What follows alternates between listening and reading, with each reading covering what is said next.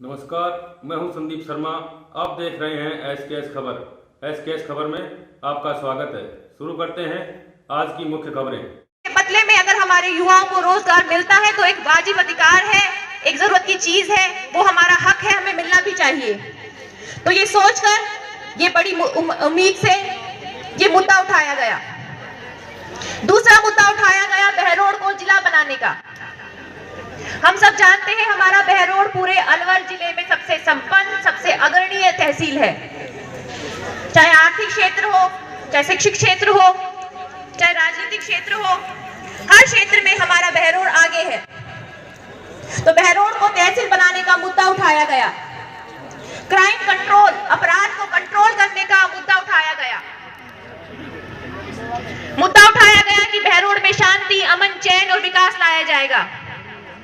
Road बनाई जाएगी, बिजली लाई जाएगी, पानी लाया जाएगा, बेसिक इंफ्रास्ट्रक्चर लाएगा, हेल्थ फैसिलिटीज लाई जाएगी, एजुकेशनल फैसिलिटीज लाएंगी, जॉब्स लेके आई जाएंगी। लेकिन आज 4 साल, 4-4.5 साल बीत चुके हैं। मैं यहाँ बैठे आप सबसे ही ये बात पूछना चाहती हूँ कि पिछले 4 साल में जो ये बहरूपिया, जो ये पाखंडी एक रूप बनाकर आया था, बहरोड को बुलाकर आया था, उसने क्या पूरे 4-4.5 साल में इनमें से एक भी काम करके दिखाया है? इनमें से एक भी वादा पूरा करके दिखाया है? आप सब मुझे बताइए, जो आप सब यहाँ पर बैठे हैं, मैं आप सबसे ही पूछना चाहती हूँ, क्या नीमराना की फैक्ट्रियों में हमारे बच्चों को, युवाओं को रोजगार मिला है कि नहीं मिला है? क्या हमारे बहरोड में, बहरोड हमारा जिला बना कि नहीं बना? क्या क्राइम यहाँ पर कम हुआ है? बहरोड की लाइफ लाइन कहे जाने वाली कुंड रोड की हालत आप सब जानते हैं। आए दिन वहां पर कितने एक्सीडेंट होते हैं, आए दिन वहां पर कितने युवा अपनी जान गंवाते हैं। कोई काम अच्छाई से हो नहीं रहा, कोई आदमी अपना व्यवसाय नहीं कर सकता। कमीशनखोरी, भ्रष्टाचार, कोई सज्जन आदमी अपना काम अपनी ईमानदारी से कर नहीं सकता। हर इंसान को प्रताड़ित किया जाता है, इसको शोषण किया जाता है। पिछले 4 साल में अगर बहरोड में कुछ बढ़ा है तो वो है अपराध, कमीशनखोरी, तानाशाही, राजनीतिक द्वेषपूर्ण कार्य, और सबसे बड़ी बात जो सामाजिक ताना बाना है वो भी टूट चुका है। इस इंसान ने किसी भी सरकारी कर्मचारी की इज्जत नहीं की, उनका मान सम्मान नहीं किया। चाहे वो शिक्षक हो, चाहे वो डॉक्टर हो, चाहे वो बिजली विभाग का कोई कर्मचारी हो, चाहे वो एईओन हो, चाहे वो जेईओन हो, किसी का कोई सम्मान नहीं दिया, किसी को कोई सम्मान नहीं दिया, कोई काम नहीं किया। सरकारी कर्मचारियों को इसने अपने लिए अपना एजेंट बना के रख दिया है, जो इसके लिए भीड़ जुटाएंगे, जो इसके लिए काम करेंगे, जो इसके लिए रिश्वतखोरी करेंगे, कमीशनखोरी करेंगे, और जो इसकी बात नहीं मानेगा उसका तबादला कर दिया जाएगा। पिछले 4 साल में बह का माहौल है बहरोड में। अपराध इस स्तर पर बढ़ चुका है कि अपराध के क्षेत्र में 1 नंबर में पहुंच गया है बहरोड। आए दिन हम सुनते हैं महिलाओं की चेन टूटी जाती है, मोटरसाइकिल उठाई जा रही है, आदमी अपने घर में सुरक्षित नहीं है, छोटे बच्चे स्कूल जा रहे हैं तो उनकी बसों में घुसपैठी घुस रहे हैं, बंदूकेधारी घुस रहे हैं। हर जगह ऐसा वातावरण है, ऐसा माहौल बना दिया है डर का, भय का, कि आम इंसान जी नहीं सकता, बोल नहीं सकता, कुछ कह नहीं सकता। आप अपने सगे संबंधी के घर नहीं जा सकते, उनके सुख दुख में शामिल नहीं हो सकते, क्योंकि अगर वो विपक्ष का है तो उसकी सजा आपको भुगतनी पड़ेगी, आपका तबादला कर दिया जाएगा। और ये इंसान कहता है कि भाई मैं तो रोज सीएम साहब से बात, वैसे मैं तो कल ही सीएम साहब से बात करके आया हूँ। अरे बड़ा मानस, तू रोज सीएम साहब से बात करके आवा सा, तू रोज सीएम साहब से बात करके आओ, तुम्हारा काम कैसे ना करा रो तू सीएम साहब से बात कर, चाहे तू मत कर, तुम्हारा काम तो करवा। और एक 2 ही बात हो सकी थी।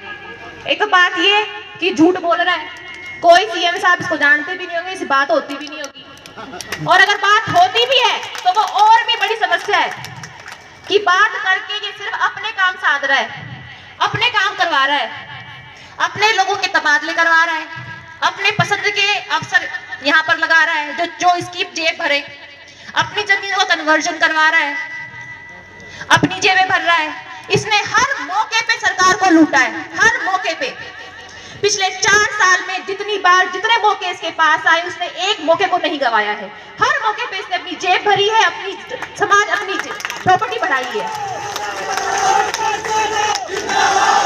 और आज ये हमको तोड़ के दिखा रहा है।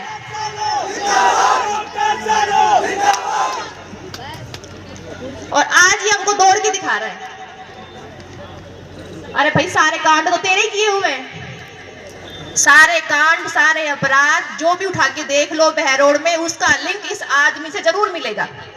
चाहे कोई हत्या हुई हो, चाहे कोई डाका डला हो, चाहे कोई चोरी हुई हो, चाहे कोई डकैती हुई हो, कोई ना कोई लिंक इससे मिलके जरूर मिलता है। रीट के एग्जाम के पेपर जो लीक होते हैं, उसके लिए मुद्दा उठा रहा है। अरे भाई, तेरे ही तो आदमी पकड़े गए हैं उसमें। तेरे कहने से ही तो पूरा सेंटर चेंज हुआ था, जहाँ पे पूरी घपला हुई थी। तू किस पे मुद्दे उठा रहा है, किसके लिए तोड़ रहा है पावड़े? इसके तोड़ से मेरे को एक चुटकुला याद आ गया। आप लोग भी इतनी देर से बैठे हो, थोड़ा हंस जाओगे आप लोग भी, तो चुटकुला सुना देती हूँ मैं आप लोगों को। जंगल में आप जानते हैं, जंगल का राजा शेर होता है। तो एक बार बंदर सोचा कि भाई हर बार यही राजा केट बनेस, अब की बार मैं बनूंगा राजा। तो गयो जानवर के पास कि भैया कोई राजा से शेर ऐसा राजा क्या करे, या था नहीं खावे थारी की रक्षा करे वो। तो अब की बार तो मुंह बनाओ राजा, मैं थारी जो सेवा करूंगो, थारा सारा काम करूंगो। और उन्हें भाग भाग कर दिखावे, कदे ऊ पेड़ पे, कदे ऊ पेड़ पे, कदे ऊपर, कदे उल्टो लटके नीचे लटके, कदे वेड़ा भागे, कदे उड़ा भागे। जानवर तो कोई बात ना, अब की बार ऐने बना जैसे राजा के जाओ सा पढ़ो। तो उन्हें बना दियो भाई बांदर ने राजा, तू बन जा, अब की बार के फर्क पड़े मार तो बना दियो भाई राजा। लेकिन शेर तो शेर उठा ले गया हिरण के बच्चे को। तो सारे जानवर पहुंचे राजा जी के पास में, के राजा जी थाना राजा बनायो थो, मारी रक्षा करोगा, मारो काम करोगा। आज मारा हिरण का बच्चा ने शेर ठा ले, वो अब उन कौन बचाओगे? तो वह बंदर हो गया शुरू। पर रुको, अभी करता हूँ काम। मैंने क्या कहा था, खूब दौड़ भाग करूंगा। तो बंदर शुरू, ऊपर नीचे, एक डाल से दूसरी डाल पे, दूसरी से तीसरी डाल पे दौड़ भाग शुरू कर दी। सारे जानवर देख रहे हैं, 10 मिनट हो गई, ये चक्कर क्या है, ये कुछ कर भी नहीं रहा, दौड़ रहा है, भाग रहा है, यहाँ से वहां, वहां से यहाँ। करे भाई क्या चक्कर है राजा जी, कुछ तो करो। थारे दौड़ भाग के चक्कर में हिरण को काम समाप्त हो जाएगा, वो काम निपट जाएगा। बंदर कर रहा है, रुको रुको, दौड़ भाग कर तो रहो, रुको तो सही, 10 मिनट तो रुको। फिर बंदर शुरू। तो जानवर बोल रहे राजा जी जल्दी करो। तो बंदर बोलो, थाना में एक बात कही थी कि सारी दौड़ भाग करूंगा, ऊपर से लेकर नीचा तक, ऊपर से यहाँ वहां, हर डाल पे सब कहीं पहुंचूंगा। तो वो कर रहा हूँ, मेरे हाथ में तो दौड़ भाग है, वो कर रहा हूँ। दौड़ वालों की तंगवाना है आपको, काम घूम ना करके तुम में काम खातर बड़ा इंतजार करियो, वह मेरा से ना हो पाएगो। हाँ, दौड़ पूरी कर लूंगा, कितना दौड़ा लो चाहे मेरा से, तो एक तो यह हाल से ऐसे कितना दौड़वा लो, दौड़ लेगो। उम के जोर पड़े थे, काम करवा में जोर पड़े थे भाई, काम करवा में। झूठा वादा, झूठी घोषणा तो कोई भी कर देगो। जिगरो उनको दे जो काम करके दिखाओ हो।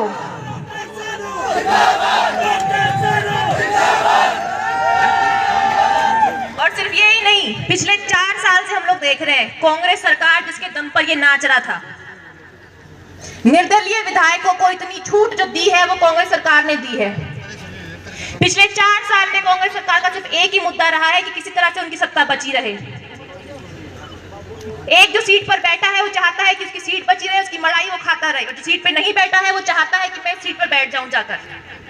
इसके चक्कर में उस निर्दलीय विधायकों को इतनी छूट दी है, इतनी लूट की छूट दी है, जिसका भुगतान हमारी बहरोड की जनता और कितने विधानसभाएं भुगत रही हैं। पिछले 4 साल में कांग्रेस सरकार ने सिर्फ और सिर्फ जनता को लूटा है, चाहे वो किसान हो, चाहे महिलाओं हो, चाहे युवा हो। किसी की तरफ कोई ध्यान नहीं दिया गया, किसी के लिए कोई काम नहीं किया गया। तो मैं आप सब लोगों से ये निवेदन करती हूँ, ये विनती करती हूँ कि आगे आने वाले चुनाव में 2023 में प्रचंड बहुमत के साथ बीजेपी को लेकर आएंगे।